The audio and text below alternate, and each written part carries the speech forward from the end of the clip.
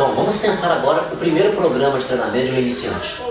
Vamos analisar algumas falas comuns que vocês encontram, em diversas fontes e vamos analisar se elas são pertinentes ou não. Por exemplo, chamar o primeiro programa de um iniciante de programa de adaptação. Já devem ter ouvido falar isso. Vamos deixar bem claro, a adaptação é um fenômeno biológico que em resposta a estímulos externos, o organismo pode ou não se adaptar àqueles estímulos em um nível diferente, por exemplo, no nosso caso, de desempenho ou em nível estético diferente. Portanto, a gente espera que um programa de treinamento provoque adaptações no organismo. E se considerarmos lá o Zakharov, mesmo o autor que todo mundo tem acesso a ele, do ponto de vista biológico, treinar é provocar adaptações no organismo. Então vamos pensar que o programa de todos os praticantes, não somente do iniciante, tem que provocar adaptações. Quando chamamos o primeiro programa de adaptação, ele tem um erro conceitual, porque não está claro o entendimento de adaptação nessa hora. Então não é necessário chamar o primeiro programa de adaptação, porque todos deveriam ser programa de adaptação. Segundo é falar que vamos fazer um treinamento de fortalecimento geral. Não faz sentido pensar um programa de treinamento da musculação que não causa qualquer nível de fortalecimento, seja em qualquer componente da força, força máxima, força explosiva, resistência de força. Então, fortalecimento já está associado à prática da musculação. Porque se a pessoa treinar e não fortalecer, ou pelo menos mantiver a sua força, ela não treinou. A carga de treino foi insuficiente. Bom, vamos lá também. Vamos fazer um programa de emagrecimento. Essa é a mais difícil de todas. Por quê? Como é que o professor vai responder para o seu aluno se o aluno falar assim: olha, professor, por que o programa de treinamento desse meu aluno, por exemplo, esse programa que está aqui, por que ele emagrece e o meu programa de treinamento, que é esse outro que eu faço aqui, ele não emagrece? Como você vai responder para ele? Porque o programa de treino dele tem um volume maior do que o seu.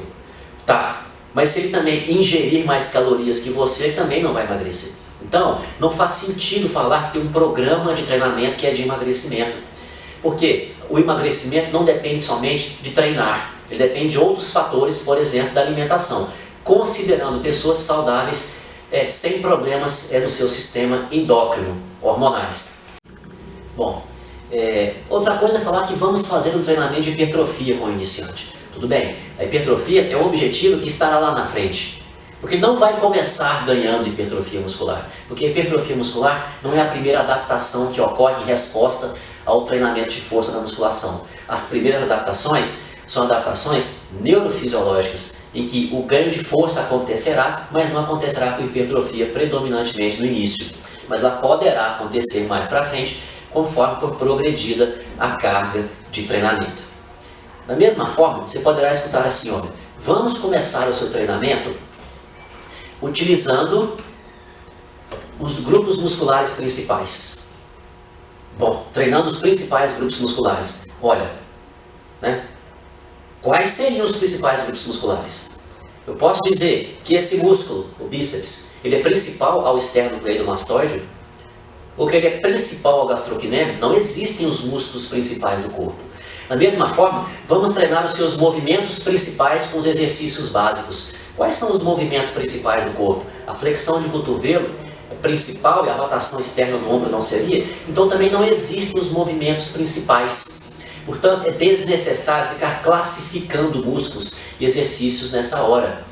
Da mesma maneira, falar assim: olha, vamos iniciar seu treinamento com os grupos musculares maiores. E depois, ao longo da ficha, vamos fazer os grupos musculares menores. Primeiro, deve ficar claro para vocês que não existe nenhuma referência numérica aceita para dizer até que tamanho, até que volume em centímetros cúbicos um grupo muscular é maior e a partir de qual ele é menor.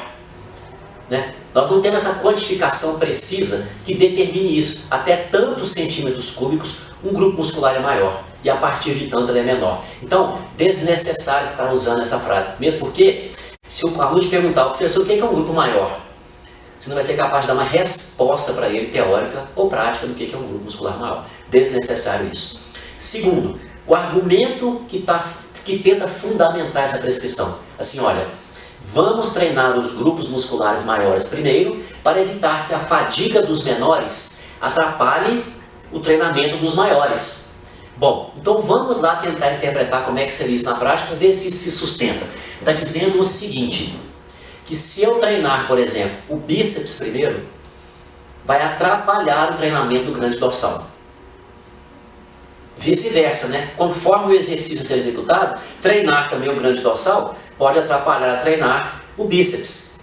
Utilizando esse raciocínio bem simplório, né? Considerando que são esses grupos musculares que podem estar envolvidos nos mesmos exercícios. Por exemplo, no pulley ou na remada. Bom, vamos pensar um exemplo mais extremo? Está querendo dizer o seguinte, que se eu treinar gastrocnêmio e sólio primeiro, atrapalharia treinar o quadríceps, né? Que o gastrocnêmio e o sólio seriam grupos musculares menores do que o quadríceps. Então isso é uma orientação que não faz sentido nessa hora, se tomarmos ela ao pé da letra. Eu duvido que alguém vai treinar seu gastrocnêmio e o seu sólio e depois não conseguir treinar o seu quadríceps. Mas professor, estão falando do bíceps e do dorsal.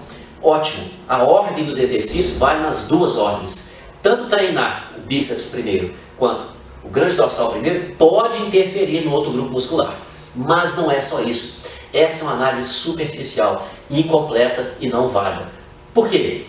Porque um exercício interferir em outro exercício não depende somente da ordem dos exercícios. Depende da carga de treinamento aplicada em cada exercício.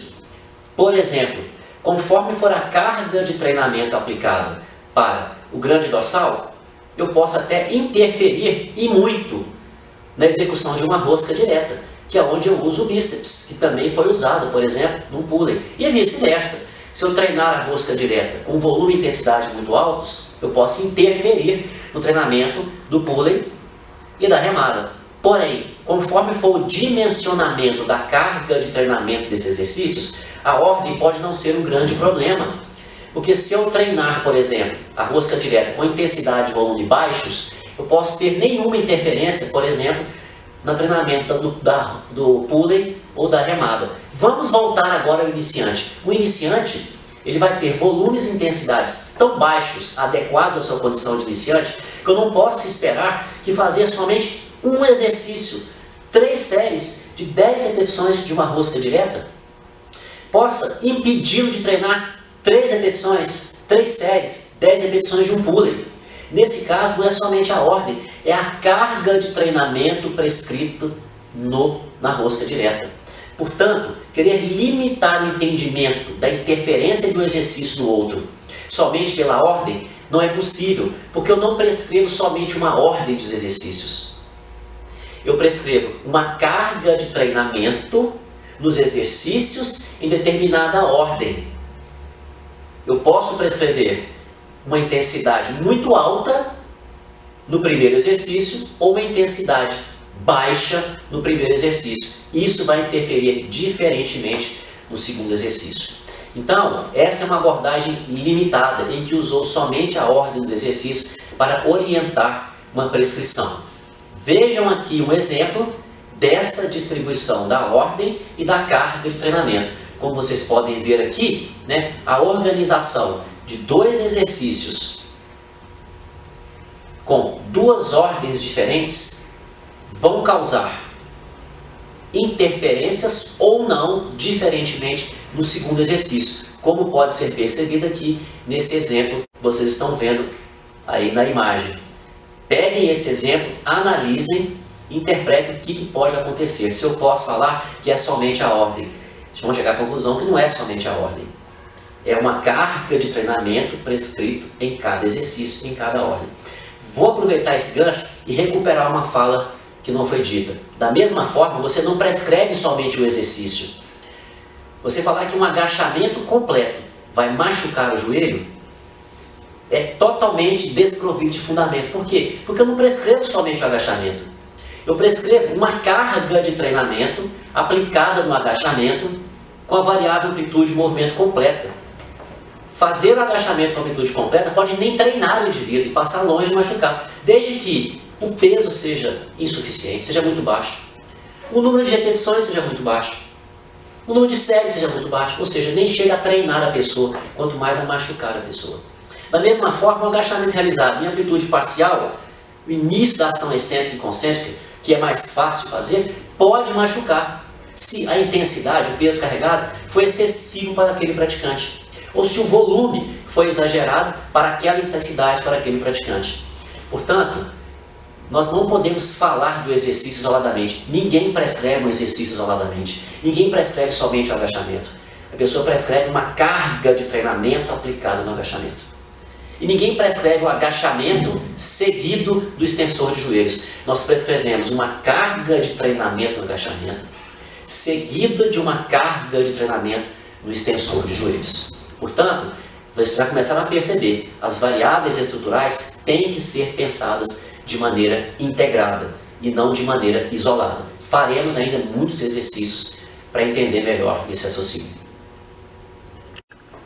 Agora, analisem o que eu vou apresentar para vocês aqui e tirem suas próprias conclusões, baseadas no entendimento simples, nesse caso, das variáveis estruturais. Vocês vão encontrar a seguinte classificação. Treinamentos que teriam, conforme eu retirei das fontes disponíveis aí online, faixa de repetições mais alta em cada série, em geral superior a 6 repetições. Nós não vamos aqui ficar discutindo o que é alto, o que é baixo, o que é curto, o que é longo, não. Isso é uma outra história, tá bom? Ou seja, que o intervalo de descanso também seja curto entre cada série, em geral abaixo de 1 minuto. Que a velocidade de execução seria semelhante entre as ações concêntricas e excêntricas. E os pesos seriam pesos menores. Nesse sentido, essa classificação que vocês encontram vai dizer o seguinte, entre aspas, que o sinal para que ocorram adaptações na musculatura acontece de forma bioquímica, por acúmulo de resíduos metabólicos. Ok? E isso vai ser chamado de treinamento metabólico. Por outro lado, quando a faixa de repetições é mais baixa, em geral abaixo de 6, os intervalos de descanso são mais longos, superiores a 2 ou 3 minutos. Obviamente, velocidade de execução mais lenta, principalmente na ação excêntrica. Pesos mais altos. Vocês vão encontrar que nisso, entre aspas, o sinal para que ocorra adaptações dos músculos ocorreria de forma mecânica. E esse seria um treinamento tensional. Vamos analisar friamente. Essa classificação está querendo passar a ideia de que é possível separar essas duas coisas. Uma coisa metabólica de uma coisa tensional. Ou seja, a resposta seria influenciada por aspectos metabólicos ou por aspectos tensionais. Aqui tem um erro de princípio aí, Não tem como separar essas duas coisas. O treinamento supostamente chamado de tensional, ele também vai ter interferências metabólicas, vão ter respostas metabólicas responsáveis para, junto com outras respostas, provocar adaptações. E o treinamento chamado de metabólico, ele também vai ser gerado uma determinada tensão na musculatura, que inclusive pode ter uma duração muito grande dessa tensão. Portanto, não é possível separar dessa maneira esses dois caminhos metabólicos ou tensionais, o que torna incorreta essa classificação. Ela induz quem está utilizando a um erro de entendimento de respostas neuromecânicas e metabólicas às diferentes manipulações das cargas de treinamento. Ok? Portanto, vamos evitar falar sobre isso e nós voltaremos a falar de novo sobre a questão da tensão muscular em outro momento, em outro vídeo. Mas deve ficar bem claro que o treinamento de força na musculação, ele implica, antes de qualquer outra coisa, em gerar uma determinada tensão na musculatura. Quando você carrega um peso, você já está gerando tensão nessa musculatura. Não importa se você fez mais repetições ou se fez menos repetições, sempre vai ser, entre aspas, desculpem o uso inadequado de termos, mas só para ilustrar, vai ser sempre tensional. E é a quantidade de tensão gerada que vai influenciar, que vai disparar outras respostas, sejam metabólicas, sejam endócrinas, sejam neurofisiológicas. Tudo vai ser gerado a partir de determinada quantidade de tensão.